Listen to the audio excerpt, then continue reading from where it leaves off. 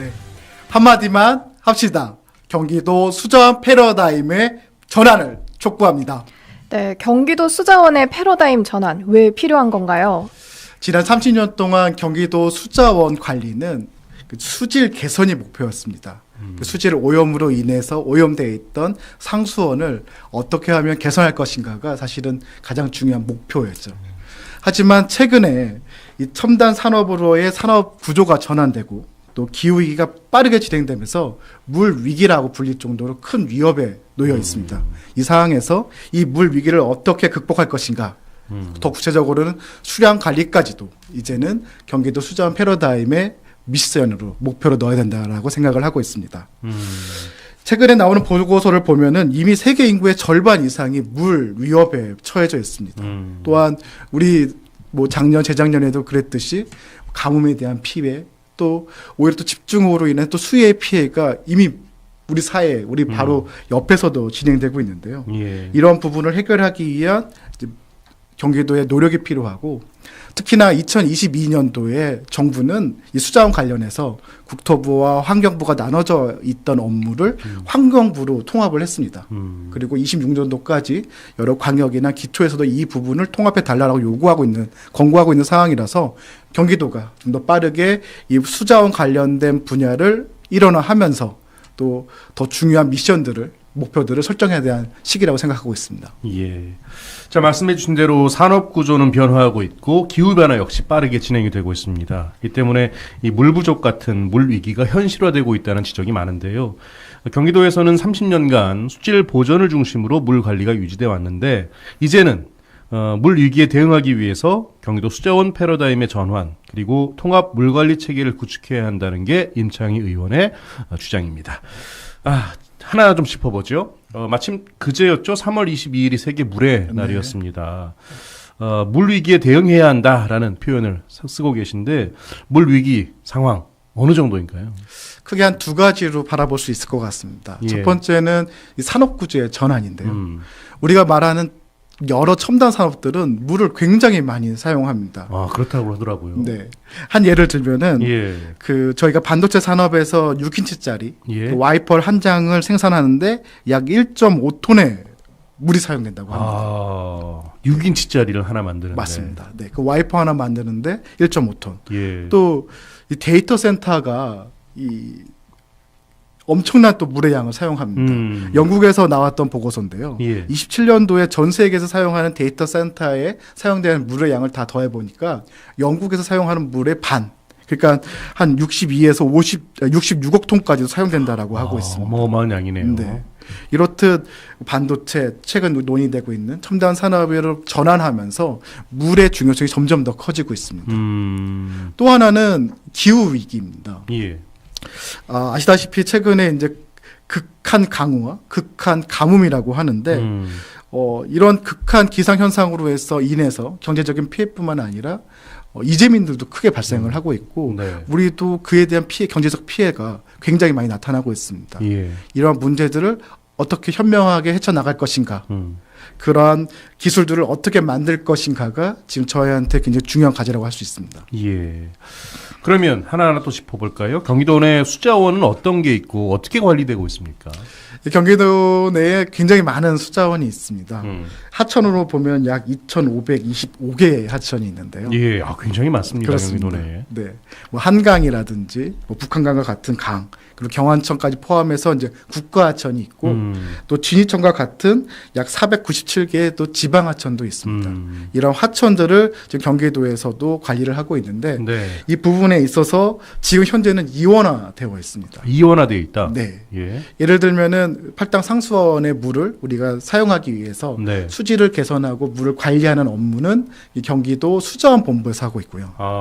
이런 하천의 정비라든지 또 하천의 그 관리에 관련된 부분들은 또 건설국 하천과에서 진행을 하고 있습니다. 예. 그런 맥락에서 30년간 유지되어 온 경기도의 물관리 체계가 어떻게 변화해야 된다고 보십니까? 지금까지 수자원은 대부분 이제 수질 개선이라는 목표에 맞춰 있었는데 이 수량 관리, 그러니까 물의 양을 어떻게 관리할 것인가에 대한 명확한 비전이 필요한 겁니다. 물의 양을 어떻게 맞습니다. 관리하느냐. 네.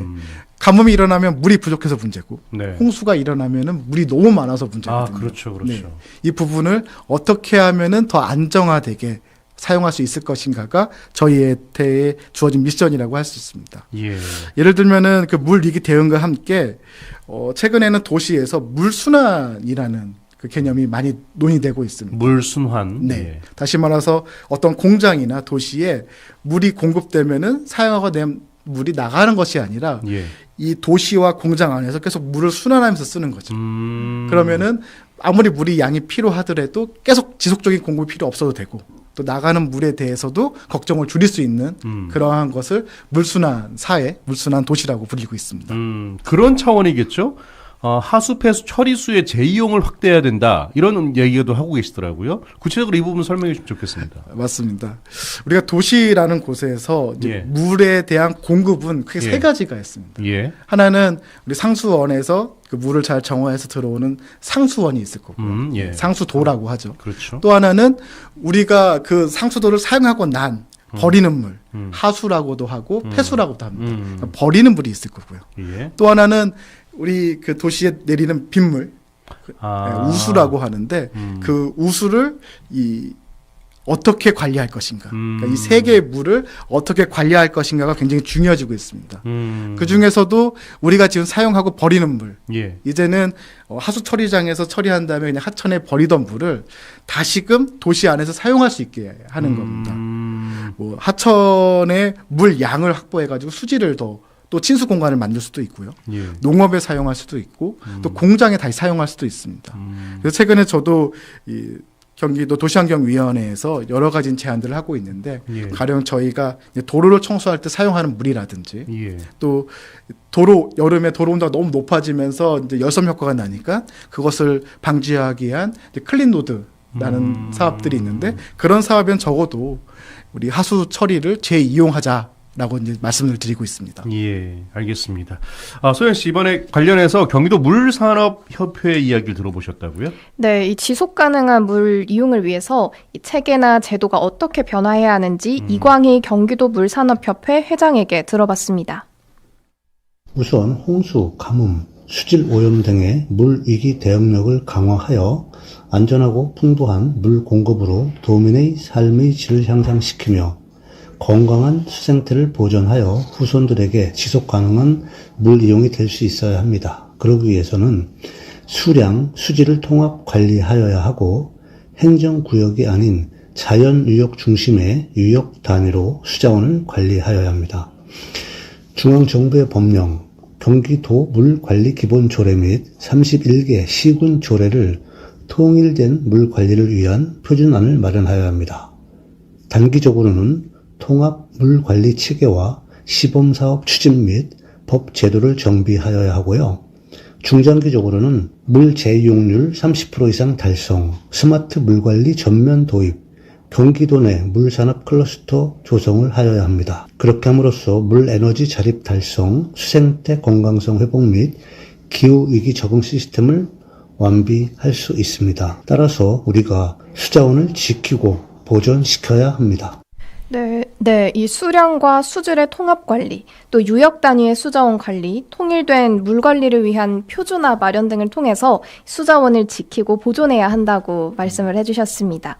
그리고 이제 시스템 구축 부분에서 가뭄 및 강우 관리 시스템 구축도 언급을 하셨는데요. 이 구체적으로 이 시스템이 어떤 형태의 시스템으로 구상을 하고 계신가요? 우선 쉽게 생각하면은 도시 안에서 이제 물의 흐름을 보시면 될 것 같습니다. 예. 가령 비가 내린다. 그러면은 원래 산이나 논밭으로 있던 곳은 그 물이 지하수로 흡수를 하고 그렇죠. 그 천천히 이제 하천으로 나오게 되는데 도시화가 됐을 때 가장 큰 문제점 중에 하나는 물이 내려도 건물과 도로에 그 흡수되지 못하고 바로 하천으로 가는 겁니다. 두 가지 문제가 발생하는데요. 하나는 지하수가 없어지는 것. 또 집중호우가 내려왔을 때 그 많은 물이 다 하천으로 가는 겁니다. 이러한 문제점들을 해결하기 위해서 최근엔 여러 가지 기술들이 만들어지고 있습니다. 뭐 예를 들면은 투수가 가능한 도로를 만든다든지, 네. 또 이 도시 아래쪽에다 큰 저류조를 만들어서 네. 도시에 들어왔던 물들이 그 다 저류지에 모여서 정화시킨 다음에 하천으로 나가게 하고 또 거기서 모인 물을 또 아까 말씀드렸던 것처럼 도시의 여러 가지 물로 사용하는 것. 이러한 전반적인 시스템을 구축을 하는 게 중요합니다. 그리고 이러한 물을 재이용하는 기술은 우리나라뿐만이 아니라 예. 지금 전 세계적으로도 필요한 기술이기 때문에 저는 경기도에서 이 기술을 어떻게 지원하고 활성화시키고 그리고 최근에 만들어지고 있는 이 경기도의 3기 신도시와 도시 개발 사업에 어떻게 적용하고 그러니까 실증하고 이걸 기반으로 해외 수출, 해외까지 나갈 수 있을까를 목표로 삼고 있습니다. 예. 그러니까 그 시스템 말씀하신 김에 그래서 물순환 사회, 물 안심 사회로 전환해야 한다라고 계속 강조하고 계시잖아요. 네. 이 부분도 좀 짚어주시면 좋겠습니다. 이 물순환 사회의 키워드는 재이용입니다. 재이용. 네. 예. 하수폐수 물을 재처리하고 또 빗물을 적극적으로 활용하여서 새로운 형태의 수자원, 그러니까 지금까지는 사용하지 않았던 수자원을 자원으로서 활용하는 게 이제 물순환 사회의 기본적인 개념이고요. 예. 물 안심 사회는 최근에 이제 급격한 기후 변화로 인해서 발생하는 극한의 가뭄과 극한의 폭우에 대해서 이 도시 또는 이 지역이 받아들 수 있는 안심하고 살 수 있는 시스템을 구축하는 것. 이것이 바로 물순환 사회와 물 안심 사회의 개념이라고 할 수 있습니다. 예. 이 부분도 짚어볼까요? 종합적인 수자원 관리로 전환을 하지 않으면 우리에게는 어떤 영향을 끼칠까?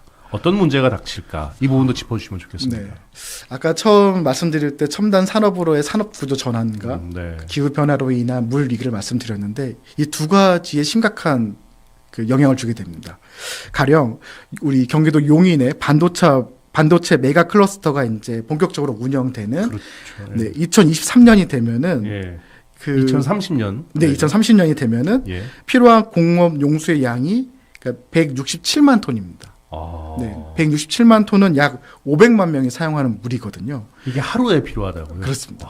근데 지금 문제는 약 90만 톤이 하루에 90만 톤이 부족할 거라고 좀 예측이 되고 있습니다.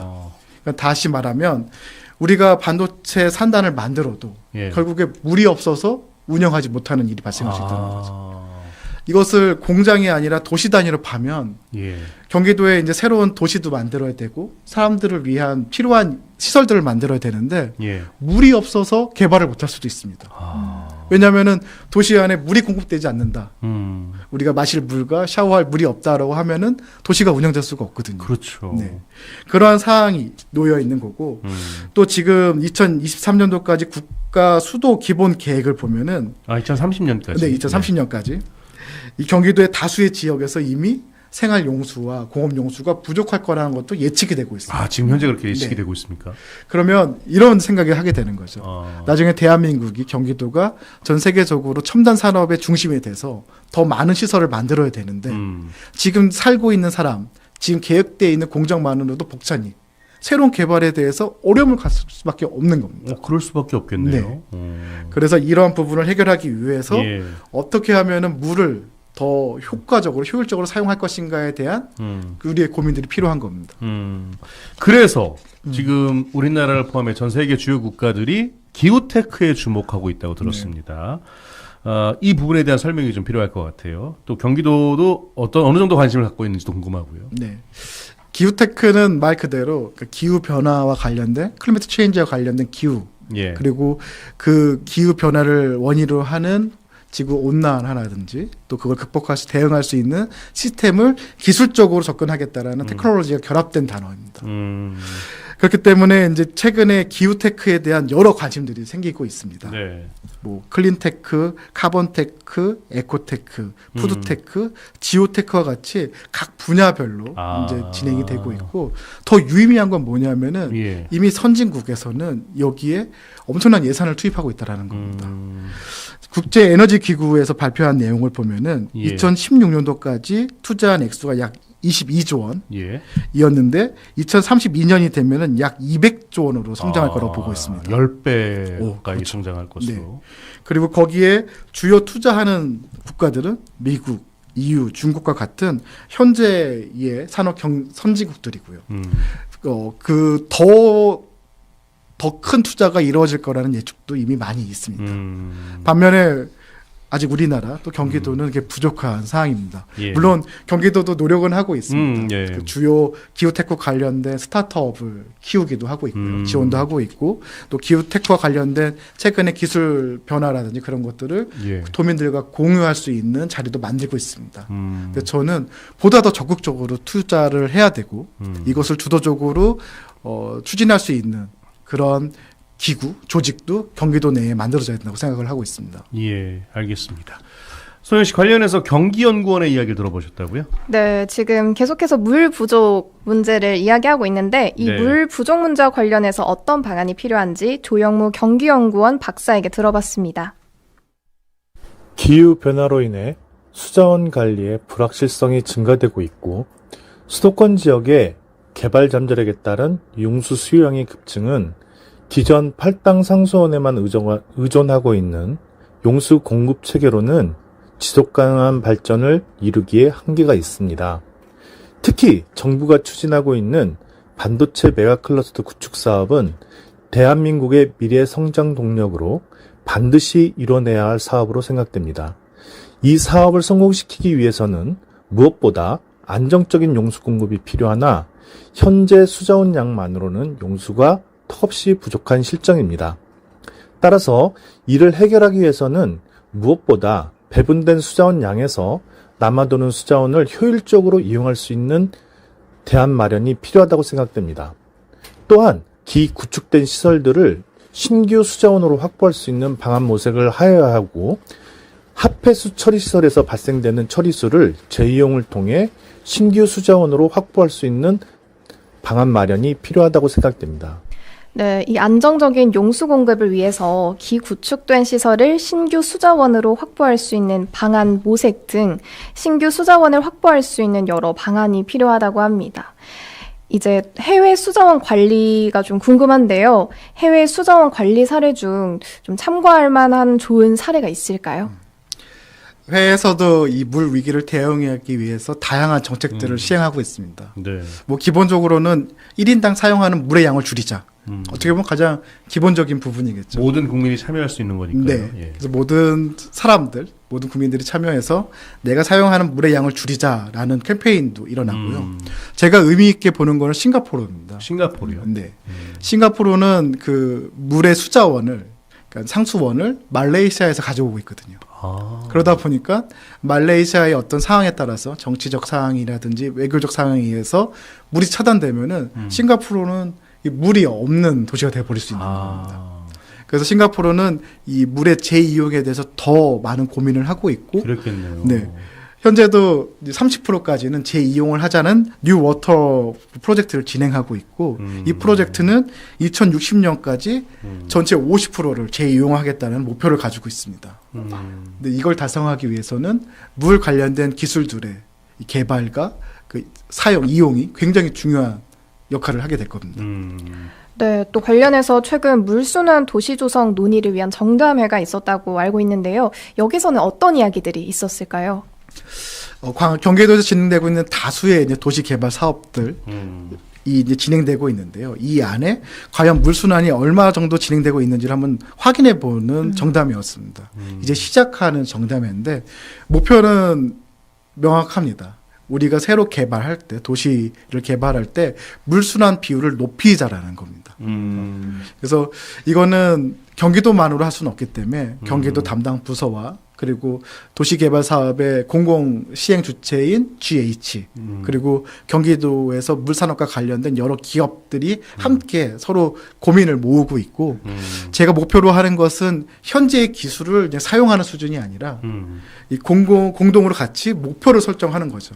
아까 싱가포르의 뉴 워터 프로젝트처럼 우리도 경기도에서 만들어지는 새로운 신도시는 뭐 30%는 재이용을 하겠다는 목표를 설정해 놓고 그에 맞춰서 그럼 어떤 기술들이 필요하고 어떠한 역할들이 필요한지를 다시 한번 재구성하는 것 그것을 목표로 하고 있습니다. 예. 말씀 이제 오늘 도시개발 그 중에서도 이제 반도체 산업을 중심으로 또 사례를 들어주셨는데 이 사실 당장 뭐 물이 부족한 것도 문제입니다만 이게 우리의 미래 경쟁력에도 문제가 생기는 것도 한 우리가 또 염두에 둬야 될 부분이잖아요. 이 경기도 수자원 패러다임 전환을 통해서 경기도의 미래 경쟁력이 구체적으로 어떻게 어떤 영향을 미칠 것인지 이 부분도 좀 짚어주시면 좋겠습니다. 네. 정리해 보면은 이 경기도의 미래 산업 경쟁력, 도시 경쟁력의 두 가지 중요한 요소는 에너지와 물입니다. 에너지와 네. 물. 그 물을 어떻게 관리하느냐는 굉장히 또 중요하게 네. 되겠죠.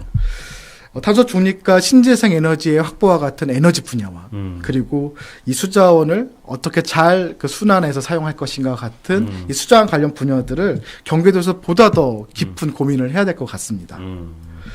최근에 경기도에서는 다양한 사업들을 추진하고 있습니다. 이미 네. 에너지와 관련돼서는 이제 알리백이라는 이름으로 경기 알리백의 이름으로 다양한 사업들을 추진하고 있는 반면에 예. 수자원 부분은 조금 더 관심을 못 받고 있습니다.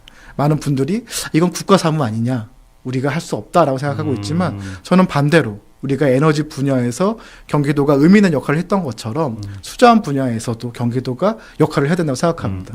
그래야지만 2,500만의 수도권 인구들의 물의 안정성 그리고 향후에는 미래 경쟁력에서도 굉장히 중요한 부분이 될 거기 때문에 예. 이번에 조직 개편을 일원화하면서 명확히 우리의 목표를 설정하는 것 그것이 중요하다고 생각하고 예. 있습니다. 수자원 역시 우리에겐 중요한 에너지 자원이니까요. 그럼요. 관련해서 풀어야 할 과제도 있을 것 같아요. 예. 이 부분도 짧게 짚어주신다면요. 이 도시를 보면은 계속 신도시를 말씀드렸는데 사실 구도심도 있습니다. 이 구도시는 사실 더 큰 문제가 있습니다. 대부분 하천 가에 있고 오래전에 이제 개발되다 보니까 수위가 좀 낮아가지고 사실 더 취약합니다. 이러한 도시의 회복력을 확보하기 위한 도시 인프라의 지원 사업도 필요하고요. 그리고 좀 전에 말씀드린 것과 같이 3기 신도시 등 도시 개발 사업에는 이 물순환 비율을 일정 목표를 설정하고 그에 맞는 기술과 지원을 할 수 있는 체계도 도입을 해야 될 것입니다. 예. 이러한 또 역할을 하기 위해서는 경기도 내에 있는 규제 개선도 필요하고요. 이걸 도대체 어떤 방식으로 할 것인가에 대한 협의체 구성 등등의 역할들이 필요할 것 같습니다. 예.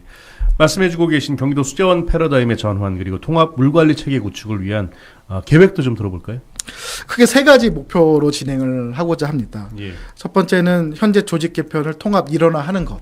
이것을 좀 신속하게 진행하는 것을 목표로 하고 있고요. 예. 두 번째는 수자원 관련된 다양한 정보들이 지금은 분산되어 있습니다. 왜냐하면은 수질의 문제가 발생하거나 지역적인 문제가 발생했을 때 뭐 여기는 30여 개 시군이 하거나 경기도가 하거나 또 정부에서 하거나 이렇게 파편화된 분산화된 수자원 정보를 통합적으로 운영할 수 있는 시스템을 구축하는 것. 그리고 우리가 목표로 했던 것을 만들기 위해서는 이 공공만이 아니라 예. 경기도만이 아니라 공공 그 시행자 역할을 하는 GH 그리고 민간 기업들까지 협력된 구조의 협의체를 구성하는 것 그리고 그들이 원하는 우리가 목표로 하는 이 기후테크의 기술을 발전시키고 또 그걸 실증할 수 있는 단지 개발 생산단지 또 실증할 수 있는 도시를 계획하는 것 이런 부분들을 함께 해야 될 거라고 생각을 하고 있습니다. 예. 알겠습니다. 무엇보다 일단 이원화되어 있는 물관리 부서를 하나로 통합하는 게 일단 이 부분은 좀 할 수 있는 부분이 그렇죠. 있으니까요. 네. 예, 이런 부분들 좀 신경 쓰면 좋겠습니다. 끝으로 예, 우리 많은 얘기를 해주셨는데 도민들에게 전하고 싶은 이야기 부탁드리겠습니다. 네. 어쩌면 좀 어려운 주제일 수 있습니다. 네. 어쩌면 너무 익숙해서 우리에게 중요성을 잃어버렸던 맞아요. 물에 대한 이야기인데요. 예. 오래전 이 물은 사람이 모여 살면서 굉장히 중요한 자원이었습니다. 2000년 전에 로마가 100만의 인구를 살아갈 수 있었던 거는 그 상수원에서 물을 공급받을 수 있었기 때문이거든요. 그 기술로 100만의 인구가 됐었고 네. 유럽의 많은 도시들이 문화와 예술을 꽃피울 수 있었던 거는 그 사용한 물을 잘 처리하는 하수 처리 시스템을 도입했기 때문입니다. 우리는 또 한 번의 큰 물과 관련된 전환의 시점에 와 있습니다. 저는 경기도가 이 상황에서 좀 더 적극적으로 움직여서 로마가 전 세계를 지배하고 파리가 유럽의 문화예술 도시로 성장했던 것처럼 저는 경기도가 이 물을 기반으로 전 세계를 선도하는 그러한 그 경기도가 됐으면 하는 바람을 가지고 있습니다. 예. 사실 수자원, 물은 인류가 생존하기 위해서 반드시 함께 존재해야 되는 에너지 자원 아니겠습니까? 예. 전 세계가 지금 물 부족에 대해서 직면해 있고 관심을 쏟고 있습니다. 모쪼록 경기도 내에서도 우리 임창희 의원께서 경기도의 수자원 관리를 더 체계적이고 효율적으로 할 수 있도록 많은 노력 부탁드리겠습니다. 네, 감사합니다. 예, 오늘 두 분 말씀 여기까지 듣죠. 고맙습니다. 네, 감사합니다. 고맙습니다. 네, 지금까지 임창휘 경기도의원 그리고 황소연 취재 MC와 함께했습니다.